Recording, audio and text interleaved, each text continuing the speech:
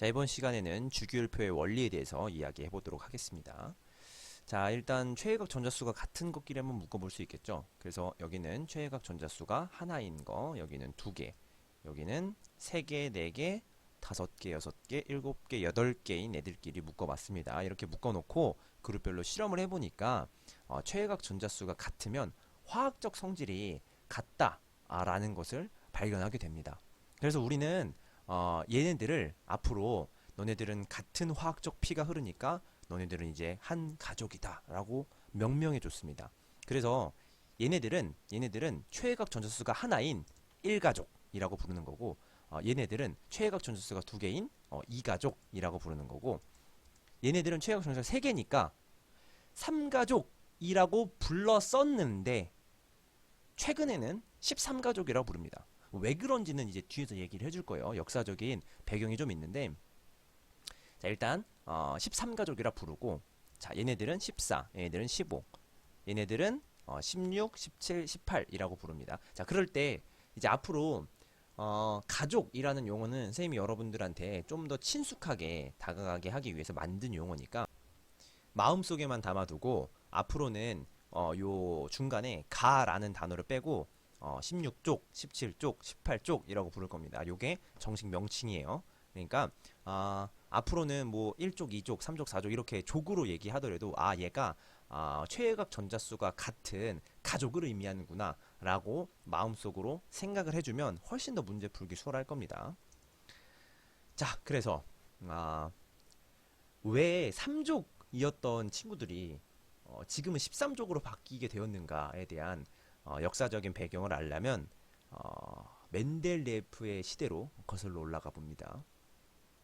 이 사람이 원소를 발견하고 가장 최초로 분류를 했던 사람이에요. 그때 당시에 이 사람이 원소들을 발견하고 원자량으로 원소들을 분류했었는데, 이 원자량이라는 거는 쉽게 말하면 그냥 무거운 정도예요.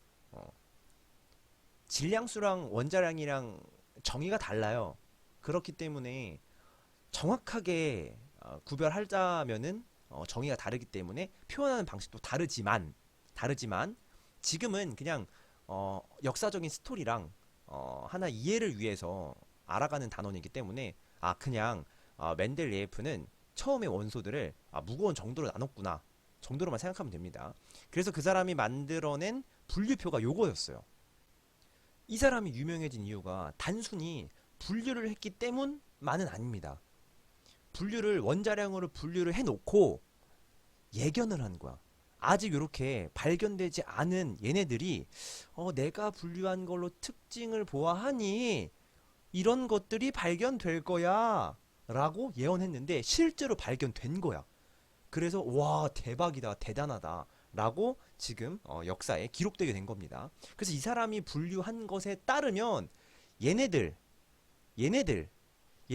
이런 게 3족, 4족, 5족이었어요. 이때 당시에는. 근데 과학이 여기서 안 끝나죠. 모즐리라는 사람이 더 많은 원소들을 발견하고 분류를 너무 많아지니까 분류를 좀 양성자수로 한번 분류를 해보자. 저게 원자량으로 분류하니까 규칙성이 잘 안 나오는 것 같아. 그러니까 양성자수로 분류를 해보자 라고 해서 분류한 게 지금의 모형입니다. 자, 멘델예프가 발견한 거랑 비교를 해보면, 자, 봐봐. 여기 있는 게 그대로 여기 있어요. 그쵸? 물론 조금씩 안 맞는 것도 있어요. 조금씩 안 맞는 거는 분류하는 기준이 다르기 때문이야. 얘는 뭘로 분류했다고요? 그래, 원자량.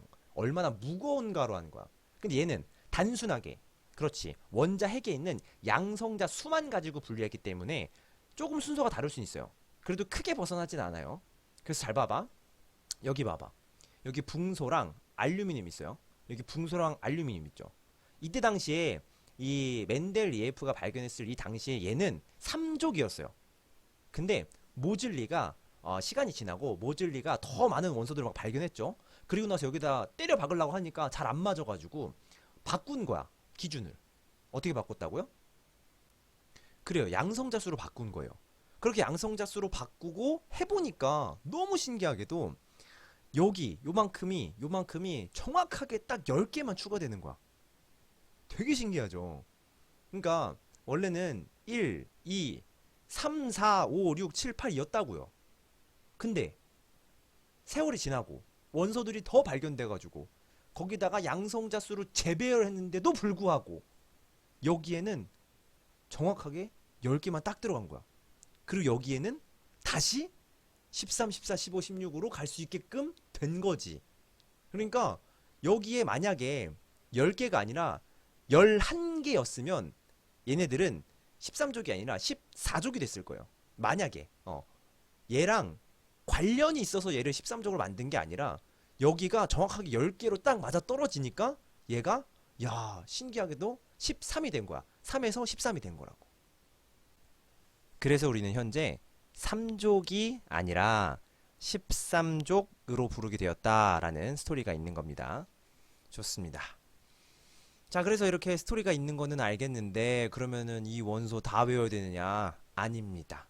우리는 요 가운데 있는 전이 원소는 빼고 요렇게 붙여서 배우게 될 겁니다. 요 중에서도 나머지 뒤에 원소들은 어려우니까 빼고 요렇게만 배우게 되는 게 고등학교 과정이 되겠습니다.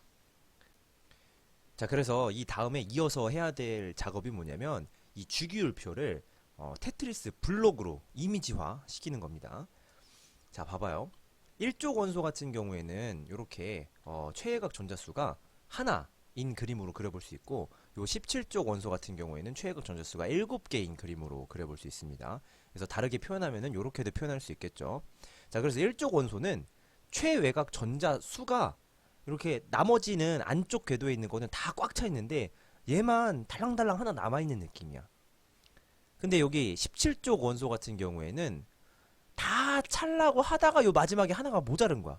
여기 하나 더 들어가면 좋겠는데 참 이거 모자라. 그래서 요거를 테트리스 블록으로 표현하면은 이렇게 하나가 달랑달랑 남아있는 느낌. 얘는 하나가 더 필요한 느낌. 요런 겁니다. 물론 테트리스 블록에 이건 없어요. 근데 여러분들이 이해를 돕기 위해서 만들어낸 겁니다. 그래서 요런 식으로 이미지화 시키면 나중에 결합할 때 굉장히 이해하기 쉬워져요.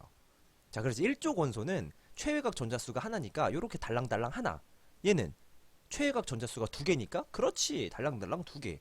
얘는 3개. 자, 얘는 몇이 꼈어? 몇 개? 얘는 하나가 필요했죠. 그러니까 구멍이 하나만 있으면 돼. 얘는 그렇지 2개. 얘는 3개가 뚫려 있으면 된다는 거야. 그럼 얘는 어떻게 써?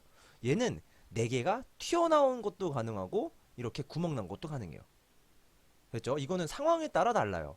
그러니까 상황에 나올 때마다 그때그때 맞게끔 표현하면 됩니다. 무조건 플러스 4가 무조건 마이너스 4가 이건 아니에요. 무조건은 아니다라는 거.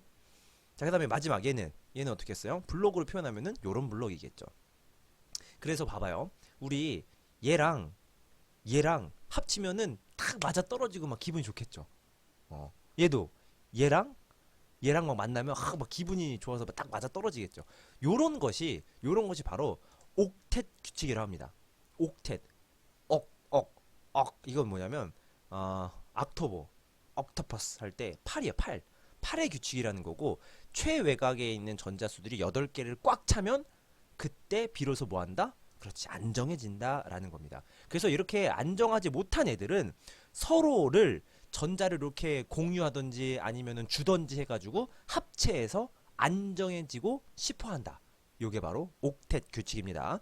요거를 점으로도 표현해 볼 수 있어요. 점. 그래서 점으로 표현하면은 요런 느낌이에요. 요런 느낌. 이렇게 그림을 그리지 않고 점으로 간편하게 표시하는 방법을 루이스 전자점식이라고 합니다.